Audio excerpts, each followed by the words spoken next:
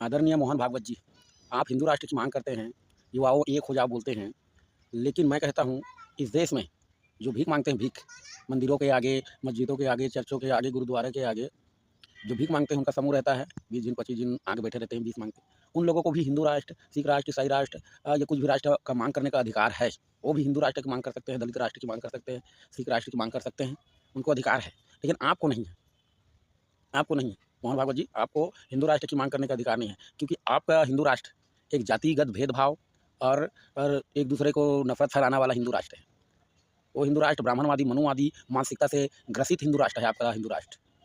हाँ, क्योंकि सबको इस देश में अधिकार हो सकता है हिंदू राष्ट्र की मांग करने का, बाकी हिंदुओं को, लेकिन आपको नहीं है, आपके संगठन को नहीं है। आपके संगठन में जीवन में कभी किसी दलित को अध्यक्ष नहीं बना आरएसएस में, कभी कोई आदिवासी अध्यक्ष नहीं बना, यहाँ तक कि कभी कोई महिला अध्यक्ष नहीं बना, ना कोई साहू, ना कोई पटेल, ना कोई यादव, ना कोई कुर्मी, ना कोई कुम्हार, ना कोई धोबी, कोई भी आपके संगठन आरएसएस में अध्यक्ष पद पे नहीं बना। केवल एक ही जाति का बनता है, वो ब्राह्मण।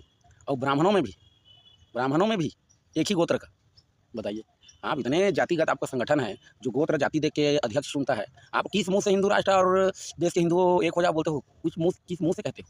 अरे आपका जो विचार है वो दलित, आदिवासी, पिछड़ों, महिलाओं के प्रति तो हम लोग समझते हैं, लेकिन आपने किसी ठाकुर, किसी छतरी, किसी बनिया अग्रवाल, किसी को भी, किसी भी समाज का को इधर का मतलब अध्यक्ष नहीं बना पाए। क्यों नहीं बना पाए?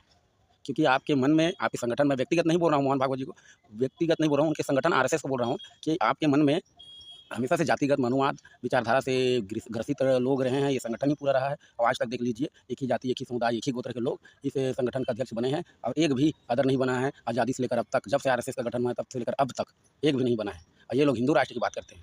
साला वहाँ चाइना में एक कंपनी कहता है कि भाई वहाँ के सरकार को मांगता है कि मैं टेस्ला कंपनी को पिछाड़ दूंगा, मुझे $1 बिलियन का सहायता राशि दो, मैं टेस्ला कंपनी को पछाड़ दूंगा। चाइना कंपनी कहता है कि मैं 1 बिलियन नहीं 15, चाइना कंपनी नहीं, चाइना मतलब सरकार कहता है कि मैं 1 नहीं 15 बिलियन दूंगा। तुम टाइम लाइन डिसाइड करके दो, कितने सालों में टेस्ला को पछाड़ के ई कारों के सेक्टर में आगे बढ़ोगे।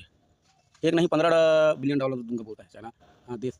और हमारे देश में है क्या ऐसी सरकारें?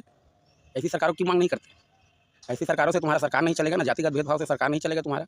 हाँ, और तुम्हारी जो जातिगत मानसिकता है, ये जो हिंदू मुस्लिम वाला नफरत है, इससे पूरा देश अंदर से खोखला हो रहा है। ये देश को दुनिया का बाहर का देश, आप सही बोल रहे थे कि दुनिया का बाहर का देश हमको हरा नहीं सकता, अब इतना क्षमता है, लेकिन जो अंदर के आप लोग जो खोखला कर रहे हैं इस देश को, हाँ, आत्मा का जो मार रहे हैं इस देश का, उसको कैसे करेंगे? जब इस देश का आत्मा ही अंदर से मर जाएगा तो ऊपर से तो कोई भी आदमी कब्जा करेगा देश में, चाहे वो पूंजीपति कब्जा करें, चाहे वो दूसरा देश कब्जा करे, चाहे आतंकवाद कब्जा करे, क्यों नहीं करे?